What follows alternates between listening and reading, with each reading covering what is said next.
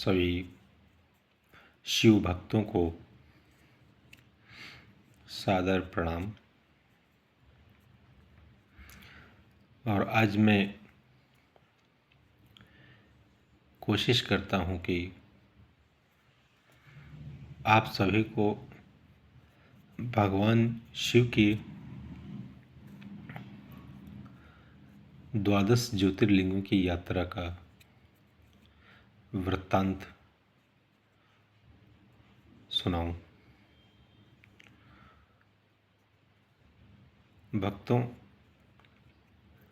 जैसा कि आप सब जानते हैं कि पूरे भारतवर्ष में भगवान शंकर के 12 ज्योतिर्लिंग का दर्शन करने के लिए भारत ही नहीं बल्कि दुनिया भर से श्रद्धालु आते हैं।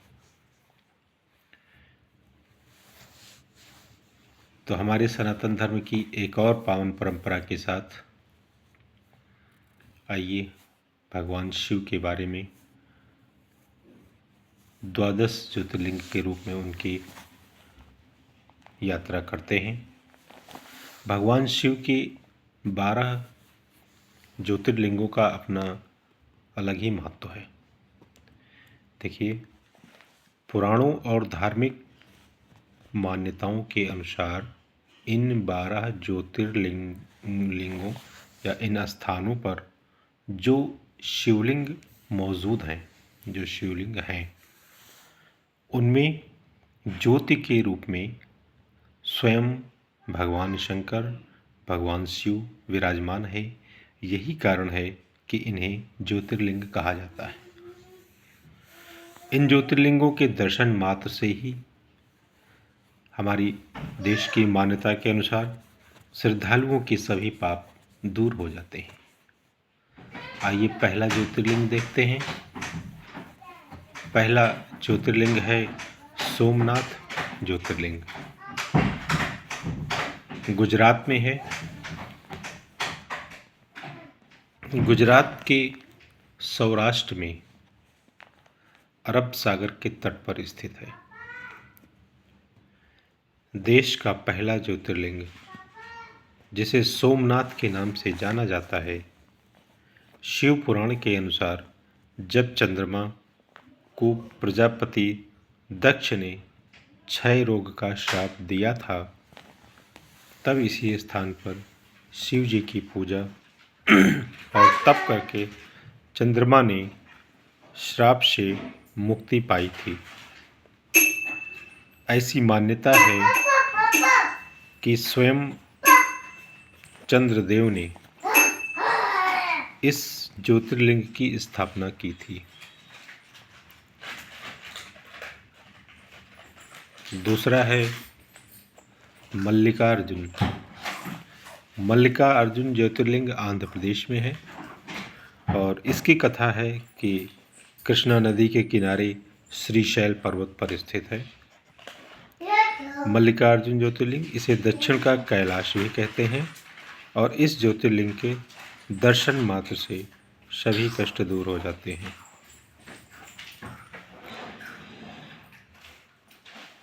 यहाँ पर भगवान शंकर स्वयं साक्षात प्रकट हुए थे, इसलिए यहाँ की कथा दूसरे ज्योतिर्लिंग के रूप में भगवान शंकर की भारतवर्ष की भूमि पर प्रचलित है। हमारे अगले और प्रसिद्ध ज्योतिर्लिंग है महाकालेश्वर। उज्जैन सरकार में है, मध्य प्रदेश में है। शिप्रा नदी के तट पर महाकालेश्वर मंदिर ज्योतिर्लिंग है। ये एकमात्र दक्षिणमुखी ज्योतिर्लिंग है जहाँ रोजाना होने वाली भस्म आरती विश्व भर में प्रसिद्ध है। भस्म आरती होती है। तीसरा महाकालेश्वर है और चौथा है आपका ओमकारेश्वर। ये भी एमपी में ही है, मध्य प्रदेश में है।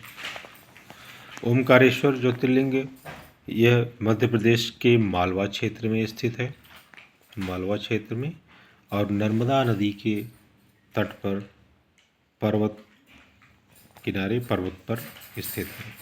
मान्यता है कि तीर्थयात्री सभी तीर्थों का जल लाकर ओमकारेश्वर में अर्पित करते हैं, तभी उनके सारे तीर्थ पूरे माने जाते हैं।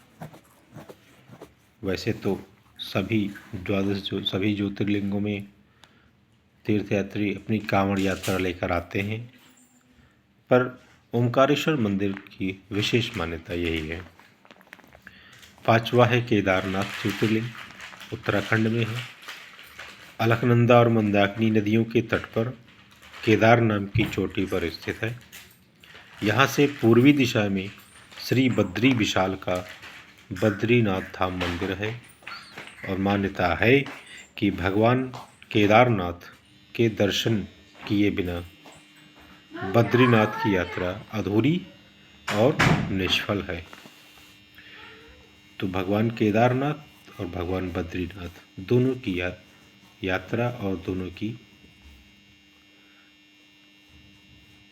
प्रार्थना पूजा करने श्रद्धालु आते हैं। छठा आपका है भीमाशंकर ज्योतिर्लिंग, महाराष्ट्र में है। पुणे से करीब 100 किलोमीटर दूर डाकिनी में स्थित है, डाकिनी स्थान है। यहाँ स्थित शिवलिंग काफ़ी मोटा है, इसलिए इसे मोटेश्वर महादेव भी कहा जाता है, मोटेश्वर महादेव। सातवां है विश्वनाथ ज्योतिर्लिंग, उत्तर प्रदेश के वाराणसी शहर से, जिसे धर्म नगरी काशी के नाम से जाना जाता है। इसे हम काशी विश्वनाथ के नाम से जानते हैं। यहाँ पर गंगा नदी तट पर स्थित है, बाबा विश्वनाथ का मंदिर है, जिसे विश्वनाथ ज्योतिर्लिंग के नाम से जाना जाता है। और ऐसी मान्यता है कि कैलाश छोड़कर भगवान शिव ने यहीं अपना स्थायी निवास बनाया था। आठवां है त्र्यंबकेश्वर ज्योतिर्लिंग, महाराष्ट्र में है। नासिक से 30 किलोमीटर दूर पश्चिम में स्थित है। गोदावरी नदी के किनारे यह मंदिर काले पत्थरों से बना हुआ है। शिव पुराण में वर्णन है कि गौतम ऋषि और गोदावरी की प्रार्थना पर भगवान शिव ने इस स्थान पर निवास करने का निश्चय किया और त्र्यंबकेश्वर नाम से विख्यात हुए। नौवां आपका आता है वैद्यनाथ ज्योतिर्लिंग, झारखंड में है। बैजनाथ धाम साधारण भाषा में हम सभी जानते हैं।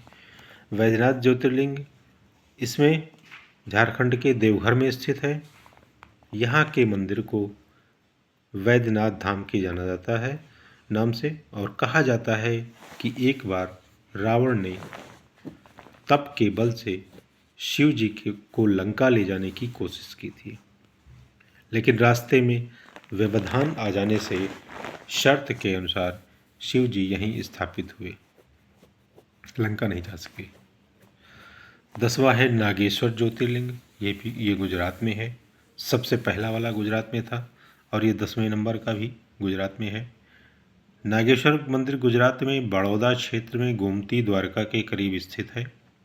धार्मिक पुराणों में भगवान शिव को नागों का देवता बताया गया है, और नागेश्वर का अर्थ होता है नागों का ईश्वर, शब्दार्थ के हिसाब से।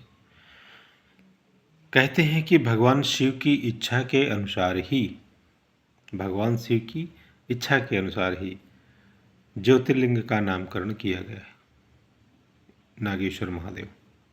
इसके बाद रामेश्वर ज्योतिर्लिंग तमिलनाडु में है। भारत के सबसे सुदूर अगर तट देखा जाए तो यही है, वहाँ पर है, सुदूर दक्षिण कह सकते हैं, दक्षिण का तट है। भगवान शिव का 11वां ज्योतिर्लिंग है, तमिलनाडु के रामनाथम नामक स्थान में है। ऐसी मान्यता है कि रावण पर चढ़ाई से पहले भगवान राम ने जिस शिवलिंग की स्थापना की थी वही रामेश्वर के नाम से विश्व विख्यात हुआ। इसके बाद 12वां और अंतिम है, यह भी महाराष्ट्र में है, और देखा जाए तो महाराष्ट्र में भीमाशंकर ज्योतिर्लिंग है, और अवंतिम और घृष्णेश्वर ज्योतिर्लिंग इसको बोलते हैं। घृष्णेश्वर ज्योतिर्लिंग। घृष्णेश्वर ज्योतिर्लिंग। घृष्णेश्वर ज्योतिर्लिंग महाराष्ट्र के संभाजीनगर के समीप दौलताबाद के पास स्थित है। भगवान शिव के 12 ज्योतिर्लिंगों में से यह अंतिम ज्योतिर्लिंग है। इस ज्योतिर्लिंग को घुश्मेश्वर के नाम से भी जाना जाता है। तो भगवान शंकर के ये 12 ज्योतिर्लिंग हैं। इनका वैसे तो हमने पठन किया है और मुझे इसका फल अवश्य मिलेगा, और कहीं इनके दर्शन करने को मिले, आप लोग जाने का सौभाग्य मिले, तो आपसे ज़्यादा धन्यवाद, धन्य कोई और नहीं।